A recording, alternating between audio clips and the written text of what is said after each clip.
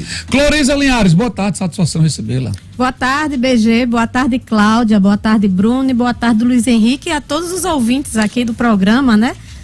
Cloriza, e agora? A candidatura é para valer, a pré-candidatura? A candidatura sempre foi para valer. Infelizmente que existem donos, né? Não todos os partidos, mas existem donos de partidos que outra vez não permitiram que a candidatura fosse oficializada, infelizmente. Você infelizmente. explicasse aí esse contexto que aconteceu e que você não topou uma outra coisa, né? Você queria realmente o governo do estado por duas alternativas, isso não foi possível e agora foi. O que é que mudou de lá para cá? Olha, eu nunca gostei de política, por incrível que pareça. Brigava com meu marido. Não chegou uma fato de eu dizer assim, ou você sai da política ou a gente se separa. Nem ele saiu, nem eu me separei. E você entrou, né? Você para ele sair. Política, né? Não, mas por quê? É preciso que se contextualize. Cloriza, como faltavam 20 dias de uma campanha, ele entrou em política em 92, nunca ganhou. Em 2016, ele era candidato a vereador em Grossos. Faltavam 20 dias da campanha, eu tenho formação em contabilidade, enfim, gerencial também, então eu tenho uma familiaridade com os números. E aí, 20 dias da campanha, ninguém me conhecia, a gente não compra voto, faz uma política da forma como a gente acredita. Então, a possibilidade de eu ser eleita vereadora nas minhas contas, era zero. Fui para a rua com um carro de som sozinha, com a mãe e um microfone. Fui a vereadora terceira mais bem votada. A partir daí, eu vi a importância da política no que diz respeito ao social, porque eu sou cristã e como mãe de uma criança que nasceu com a síndrome rara, e não era para estar na situação que está hoje, mas graças a Deus e a todo o esforço e políticas que a gente trabalhou hoje, ele é um homem que leva uma vida normal. Então, o que acontece? Eu vi a possibilidade na política de fazer uma transformação que eu fazia de forma pequena, através de trabalhos sociais, a gente ampliou tudo isso. E aí, quando foi em 2017, recebemos o convite, não fui atrás, do partido ao qual teria sido eleito, o PSDC, para que fosse pré-candidato a governo do estado. Caminhei 1 ano, quando foi para dar legenda, o partido não me deu. Fui convidada pelo Solidariedade, aconteceu a mesma coisa. E por que voltei para casa? Porque não foi um plano, um projeto pessoal. Eu entendi isso como o quê? Uma missão, algo que eu fui convidada. E dessa forma aconteceu agora.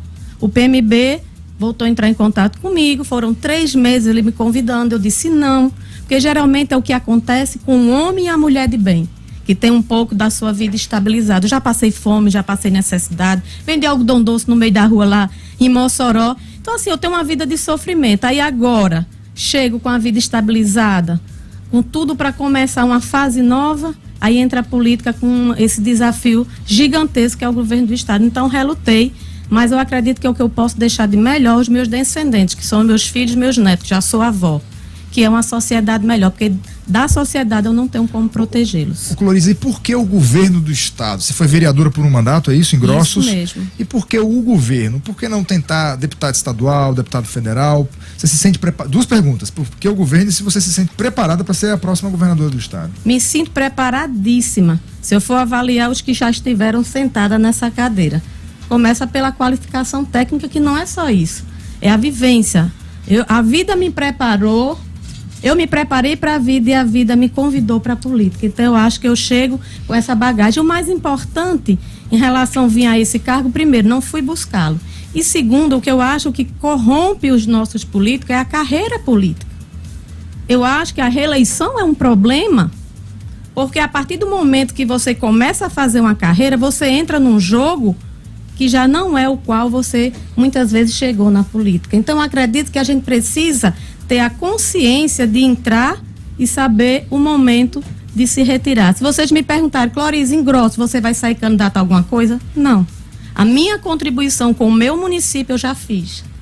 Então, eu acho que a gente precisa contribuir no que pode. O povo escolhe, a gente dá a contribuição, e carreira política é prejudicial para uma sociedade. A meu ver, 20, 30 anos numa política acaba ficando, eu acho que arriscado. Cloriza, o que é que você vai defender como pré-candidata para as pessoas acreditarem que quando você for candidata poderá votar em você? Olha, Cloriza Linhares defende, eu acho que toda e qualquer pessoa que se coloque a esse cargo tem que defender o desenvolvimento econômico sustentável do Rio Grande do Norte. Não se faz gestão pública com as contas do jeito que está. A LOA agora de 2021 foi aprovado um orçamento onde as receitas chegavam a quase 16 bilhões, mas as despesas estavam 16,1 bilhão. bilhões. Então, o que acontece? Você percebe que você já começa com um planejamento deficitário. E aí, como fazer isso? Olha, não tem segredo, não. O segredo é você enxugar algumas contas. Eu digo contas no sentido de que, será o que está vindo a termos de recurso está sendo aplicado onde deve? E segundo, explorar o nosso ativo natural. O Rio Grande do Norte ele é privilegiado desde a localização geográfica, que deveria ser a porta de entrada quem vem da Europa, e não é. Um cruzeiro ele vai lá hoje para Bahia, Salvador. E Alagoas, que era um estado insignificante a nível de Nordeste em comparação com o estado do Rio Grande do Norte, vai ter agora no final do ano também vai estar recebendo cruzeiros. Então, o Rio Grande do Norte que está mais próximo não está, mas vamos lá. Tem a solar, tem a eólica, tem a parte de recursos naturais de termos de terra fértil, né?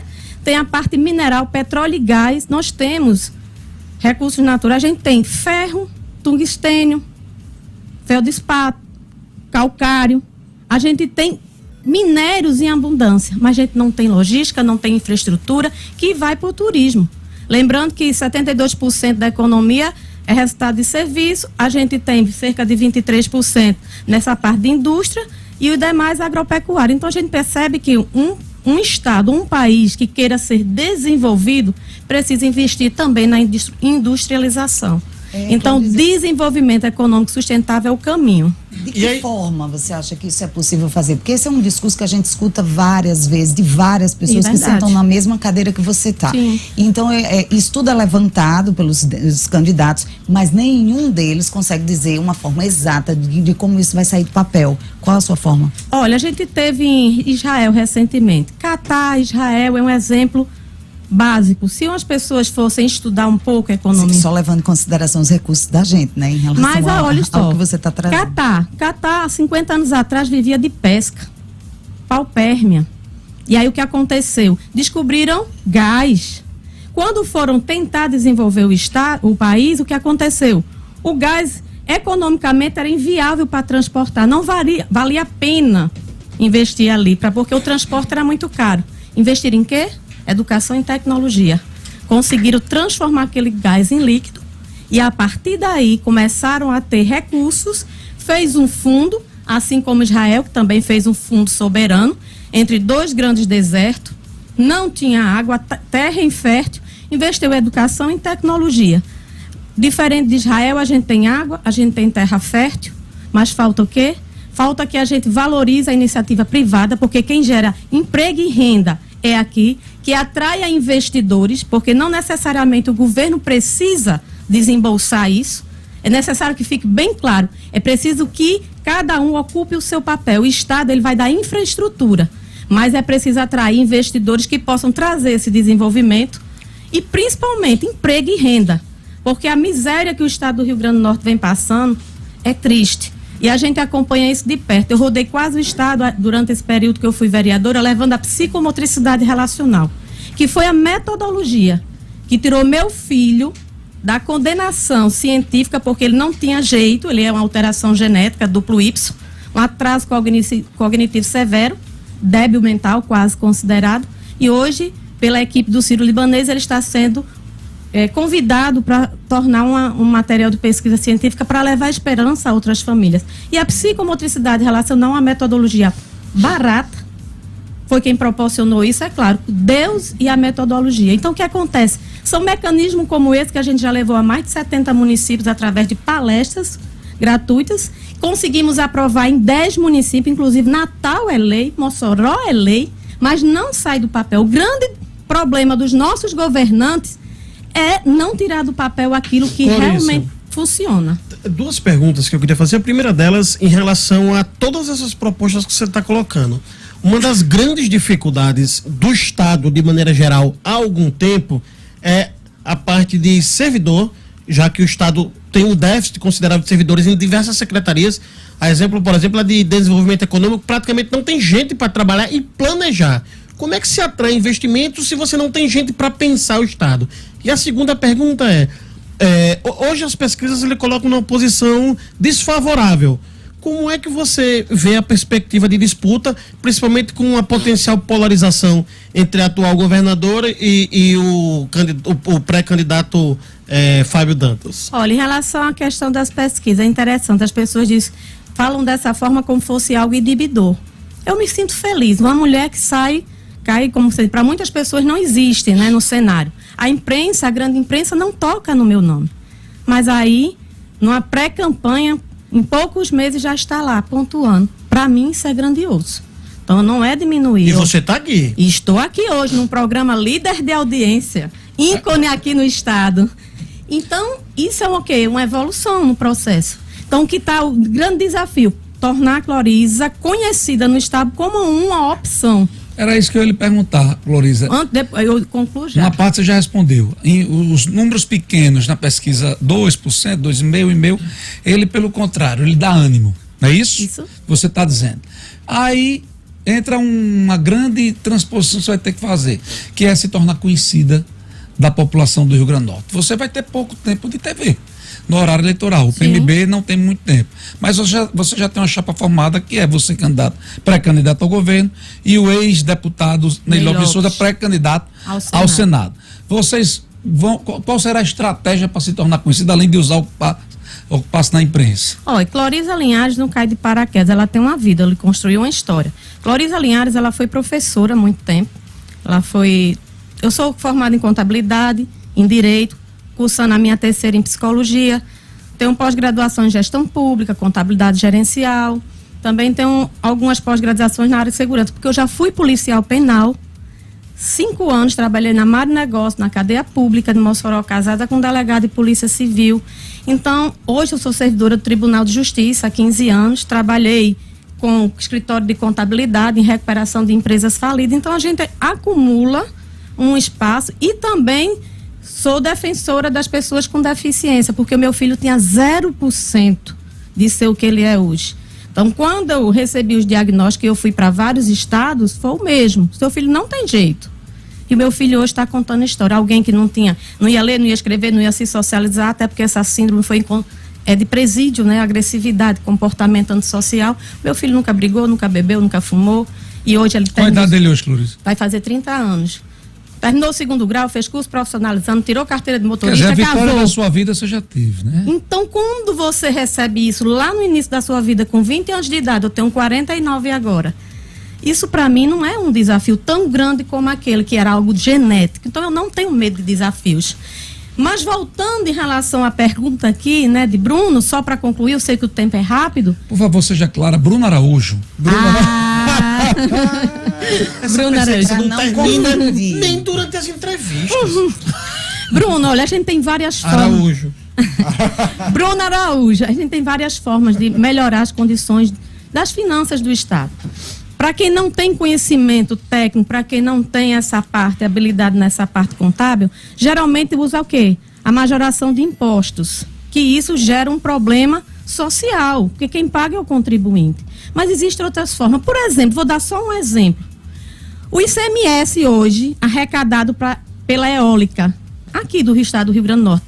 O Rio Grande do Norte, que representa 30% da produção de energia eólica no país, se juntar com os demais estados do Nordeste, né, Bahia, Piauí e Ceará, chega a mais de 60% essa produção.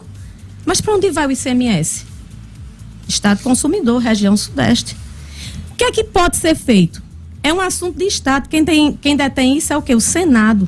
Se você juntar os estados do Nordeste, ele vai dar mais senadores do que o do Sudeste. E aí você mudar a lei nesse sentido, aonde vai ser recolhido esse ICMS, sendo no estado do Rio Grande do Norte, onde sofre o impacto ambiental, já geraria recursos, caixa. Mas eu estou dando um exemplo. Existem dessa forma outros. É porque isso foge da alçada do Estado, por exemplo. O Estado não vai ter condição de promover essa mudança. Ela vai depender de um terceiro, que é o Senado. Aí eu pergunto, como o Estado pode gerar e planejar, repito a pergunta, e planejar todas essas propostas que você traz a partir das próprias pernas? Olha, você sabe quanto eu trabalhei em recuperação de empresas, a cada 10, 8 era por desvio de dinheiro e ingerência. Você vai para o Estado. Eu fiscalizei contas públicas na UERN, eu fui do Conselho Curador da UERN. E o que é que a gente descobria lá, como um órgão público? Prédios, alguns prédios. É o que acontece. Alguns prédios alugados para favorecer alguém, alguns veículos alugados para favorecer alguém, diárias fantasmas. Então, precisa auditar as contas, colocar os pingos nos is. Eu tenho certeza, feito isso, inclusive a próprio gasto com imprensa, que até hoje não se tem valores. Luiz Henrique, eu vou sugerir que a presidente do PMB está aqui, que vai se chamar Brasil 35, não é isso? Coligue com mais partidos para colocar Cloriza nos debates. E vou dizer à governadora Fátima Bezerra que não vá para os debates com Cloriza e Fábio Dantas não, governador. Não vai ficar bem. Grata surpresa aqui para mim hoje. Eu queria saber exatamente isso, falando de campanha já especificamente. As pesquisas dão conta hoje de um possível primeiro turno da governadora. E aí talvez, enfim, não sabemos se Stevenson se não é, enfim, fica sempre essa... Calma que na pesquisa de Rafael, que botou ele ontem empate técnico, dá segundo turno. Não, então, são pesquisas que oscilam. A maioria tem dado primeiro turno, mas oscilam. E aí são duas perguntas em uma. Em a senhora não indo para um segundo turno, se houver segundo turno, para quem a senhora apoiaria? Quem são os espectros políticos que lhe agradam? Em quem é seu candidato a presidente da República? Olha, primeira coisa, eu não tenho pensado em quem apoiar em segundo turno, porque Cloriza vai estar no segundo turno. Então, eu não estou pensando nisso, né? Estou pensando em me fortalecer e que as pessoas descubram que existe uma candidata que não faz parte desse público de anos que são responsáveis pelo estado que está agora. O estado do Rio Grande do Norte está agora por responsabilidade desses políticos que estão aí há décadas. E quem é seu presidente? Presidente ainda, confesso a você que eu não parei para pensar, porque o desafio é tão grande. Sua simpatia, Cloriza. Agora eu vou lhe dizer, sou cristã, nasci no meio cristã, sou cristã, vivo o cristianismo, certo? Amo o meu país, se você me perguntar, já conheci alguns países, mas digo a você, eu amo o meu país e dou minha vida pelo meu país. Eu luto, estou aqui nessa pré-candidatura porque eu quero ver o estado do Rio Grande do Norte diferente. Que eu vou morrer, mas vai ficar minha descendência, eu quero que eles tenham oportunidade. E acima de tudo, eu tenho 30 anos de casada, mas foram 25 anos de luta. E tudo começa com políticas públicas na base, Luiz, na família. pelo perfil de Cloriza, você faz três Mas não avaliações. respondeu. Não, porque hoje eu não estou... Olha, primeiro, a gente está numa polarização. Acho isso extremamente prejudicial. Quando você polariza, entra numa agressividade... todas as características, né? Que tem uma aproximação com o presidente. Mas tem características que eu já notei na sua entrevista. E você aí? é conservadora, você é cristã e é liberal. Isso é a cara do presidente Jair Bolsonaro. É? Né? Essa não. Mas sabe o que acontece? Não. O meu filho... Não acho não. Só não é de Lula. Não, é assim, Pode ser até Tebet. eu acho falei que ele Lula. tem Calma, assim, fera. ela tem uma fera. aproximação. Bom, eu entenderia dessa forma. Agora, deixa eu perguntar bem Cláudia, rapidinho. só se me permite aí. Sabe qual é o nosso problema? Rotular. Meu filho passou a vida toda passando bullying. Aí quando você rotula, você se apropria de conceitos e não permite que eu defenda coisas que está da esquerda. Aprendam aí, Isso meninos. é o problema Deixa da de esquerda. me rotular. Não, a esquerda tem muita coisa boa. Claro, é porque... Mas Não, mas O problema é que o PT foi tão nocivo que acabou até com o que tinha de coisa boa na esquerda. Deixa eu É muito perguntar. ódio nesse Algumas coração, pessoas não, amigo, perguntam de aqui. jeito Você é cristão, Bruno Eu Giovanni. sou cristão. Aprenda com Cloriza. Perdoei e perdoo muitas vezes Tô os meus vendo. amigos do PT. Esse rancor. Porque fazem parte do PT, eu perdoei. Não deu de Paola não, viu? Que é Olha, o Brasil 35 aqui, bem rapidinho para terminar. E eu queria saber de você se essa falta.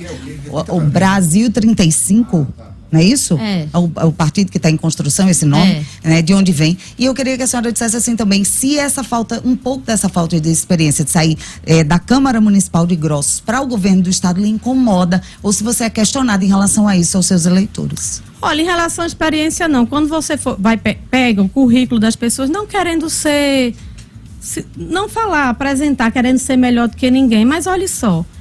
Eu fui formada em contabilidade, direito, pós-graduada, contabilidade gerencial, em gestão pública, segurança pública e cidadania, direito público, direito de família e sucessões, psicomotricidade relacional, além de ser policial penal durante 5 anos, participei de rebeliões, fiz trabalhos de reintegração social.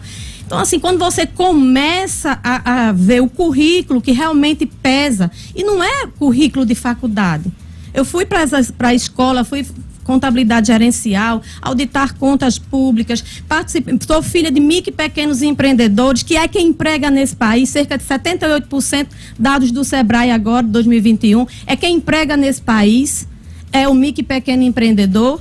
Então, você quando para pegar um currículo e uma história de vida, pessoa que passa aqui há 30 anos lutando as pessoas com deficiência, com inclusão, com as questões das diferenças, com respeito ao próximo. Então, a gente tem uma história de vida construída, a gente não cai de paraquedas. Aí pega essas pessoas que começaram aí, que estão militando na política, que têm uma experiência política, mas numa política que não me representa. Porque essa política que está aí, que deixou o meu estado da forma como ele está, ela não me representa. Graças a Deus eu não tenho isso como referência. E graças a Deus hoje a gente tem um pré-candidato como Ney Lopes, que tem muito a me ensinar em termos, se for essas conversas, né? Ela vai poder. Então, assim, eu acho que o que a gente precisa é conhecimento técnico, como bem colocou Bruno, porque diante, muitos falam as mesmas coisas, mas na hora de planejar, que tem que ser planejamento estratégico de curto, médio e longo prazo. Não existe um governo que não tenha isso. E eu já estou fazendo isso, estou indo a todo o Estado, mapeando o Estado, potencialidades, dificuldades e a prioridade da população. Bruno Araújo, tá?